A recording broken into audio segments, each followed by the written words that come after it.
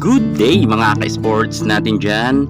Finally, Alas Pilipinas, mga players, inirelease na kasama nga ang ating Queen Gemma Galanza. Matapos nga ang kanyang aksyon sa International Games, eto na nga ang ating Queen Gemma Galanza. Handang-handa na nga siya para muling makabalik sa kanila ang corona sa PVL Invitational Conference.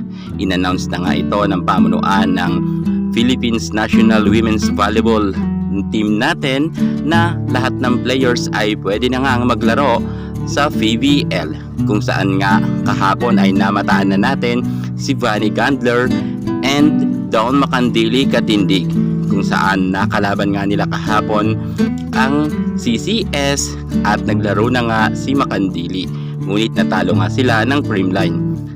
Queen Gemma Galanza handang-handa na para sumabak sa Battle for Gold kontra nga sa Kurashiki Ablaze kung sakasakaling sila ang makakalaban, dahil nag-aagawan pa nga ngayon ang Signal HD Spikers at Kurashiki kung sino ang makakapasok sa Battle for Gold. Ngunit ang Creamline 100% ay pasok na nga sila para sa Battle for Gold. Queen Gemma Galanza, malaki ang maitutulong niya pagdating nga sa laban sa finale.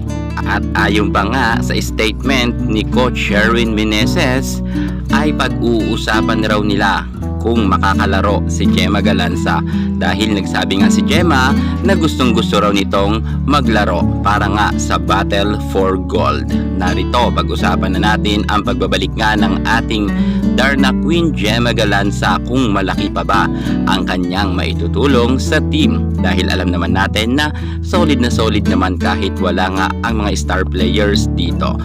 Pagbabalik ni Gemma Galanza sa PVL, narito na. Pero bago ang lahat, subscribe ka muna.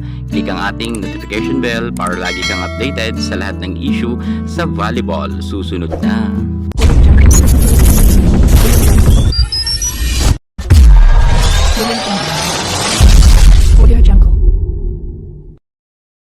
Superstar Queen Darna Barbie Gemma Galanza, matapos nga siyang matenga sa Alas Pilipinas, eto nga 100% ay pasok na nga siya muli sa PVL Invitational Conference, kung saan excited na nga ang mga fans ni Queen Gemma Galanza sa kanyang pagbabalik.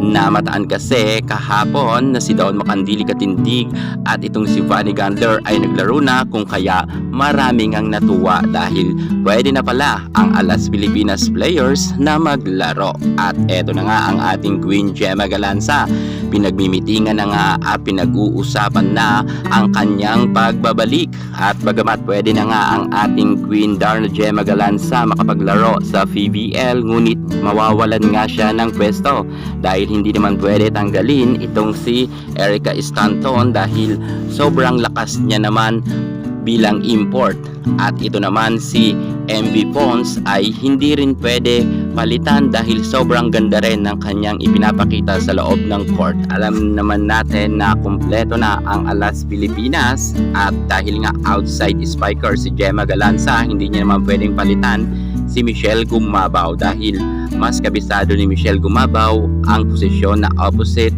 hitter, at kitang-kita naman natin na sobrang ganda rin ng nilalaro ng ating MG. So ibig sabihin, kahit bumalik nga ang ating Queen Gemma Galanza, maaaring makatulong siya, ngunit magiging taga-sub na lang siya or papalit siya sa isang players kapag ito ay ma-error. Pero ayon naman sa ating nakikita, ang mga players ng CCS ay walang tapon talaga dahil hindi naman sila ma-error at lahat may ambag, at sobrang ganda ng ipinapakita nga ng line-up ngayon ng ating Coach Sherwin Meneses. Pero sa pagbabalik ni Gemma Galanza, aasahan natin na a-action rin siya sa loob ng court at mabibigyan nga siya ng oras para makapaglaro. Kasi medyo sabi kasi ni Coach Sherwin Meneses ay nagsabi sa kanya si Gemma na gusto raw makapaglaro sa loob ng court, pero iniisip kasi ni Coach Sherwin Meneses na solid naman na ang line-up ngayon. Siguro baka sa next conference na lang ibabad ang ating Queen Gemma Galanza, sapagkat nakikita kasi ni Coach Sherwin na okay na ang mindset ng mga star players niya na naiwan nga sa first six. So ano sa tingin nyo mga ka-sports natin dyan? Aasahan ba natin si Gemma Galanza na ibababad sa loob ng court bagamat inanunsyo na nga ni Coach Sharon Meneses na pwede na si Gemma Galanza maglaro, ngunit pagmimitingan pa rin daw nila ito? At kung sakasakali daw na makapasok si Gemma Galanza ay hindi pa rin siya magiging first six dahil nga ang posisyon na outside spikers ay na kay MV Fons at maaari talagang si MV Fons pa rin ang maging MVP ngayon PBL Invitational Conference dahil sa ganda ng ipinapakita niya nga sa loob ng court. So ibig sabihin ay talagang wala pang pepestuhan ng ating Queen Darna Gemma Galanza. Siguro abangan na lang natin siya sa PBL All Filipino Conference dahil alam natin na doon ay solid na at suwak na ang ating Gemma Galanza. Sa ngayon ay pag-iisipan pa raw ni Meneses kung papasok si Gemma Galanza. At according naman sa ating Queen Gemma Galanza, ready naman siya if ever kailanganin nga siya sa loob ng court. Yan muna pinaka-latest natin sa mundo ng volleyball. At para hindi ka mahuli sa lahat ng issue pagdating sa larangan sa volleyball, subscribe na. Thank you so much. God bless.